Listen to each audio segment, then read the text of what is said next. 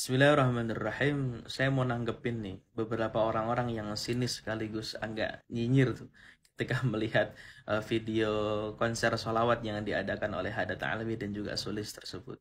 Kata sebagian orang, wah itu apaan itu? Masa sholawat dibikin konser musik? Masa orang baca sholawat kemudian yang ngedengerin orang-orang ikhtilat, campur baur antara laki-laki dengan perempuan?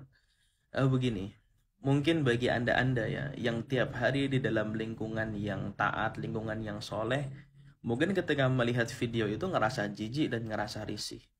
Tapi bagi orang-orang yang hidupnya itu gelap, tidak taat dan tidak soleh, ketika mereka mendengarkan sholawat di konser musik, itu mungkin menjadi sesuatu yang berkesan loh bagi mereka loh.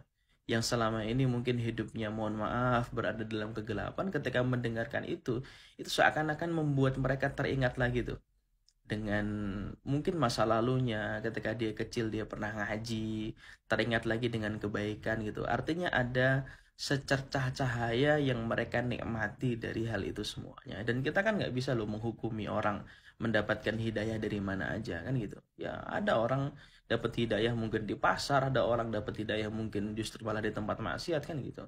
Dan dulu di zaman Nabi itu ada sahabat namanya Nuaiman. Nuaiman itu tukang mabuk. Tapi mabuknya Nuaiman tuh aneh. Mabuknya bukan di pasar, mabuknya bukan di tempat-tempat maksiat, enggak. Tapi mabuknya di dekat Masjid Nabawi itu. Artinya dia mabuk tapi nggak pengen jauh dari Nabi. Sampai-sampai Nabi itu ya menegakkan had atas Nuaiman, artinya dicambuk sampai 80 kali segala macam. Tapi tetap mabuk terus. Sampai-sampai sahabat itu mengatakan pada Nuaiman tuh, la'anahullahu Nuaiman. Semoga Allah itu melaknat Nuaiman. Tapi kata Nabi apa? Ya, kamu-kamu itu jangan melaknat Nuaiman.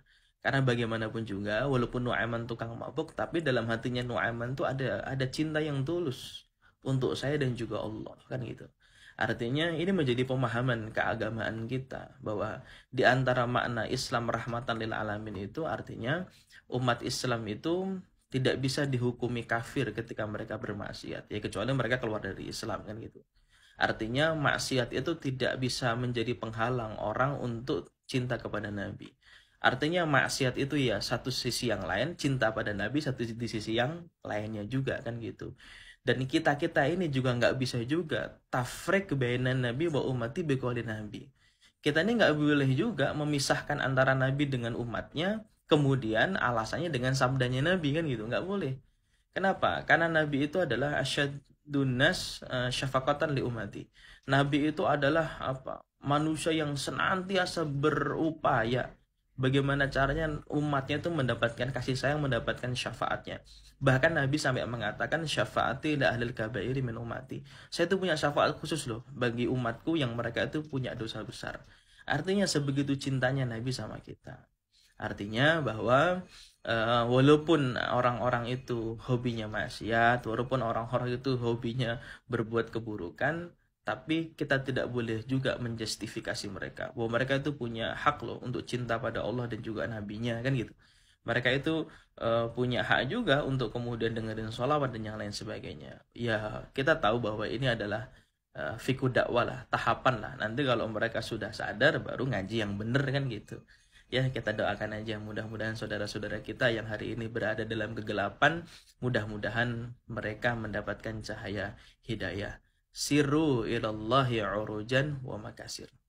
Ya, berjalanlah menuju Allah meskipun kalian itu berjalan dengan tertatih-tatih dan juga merangkak.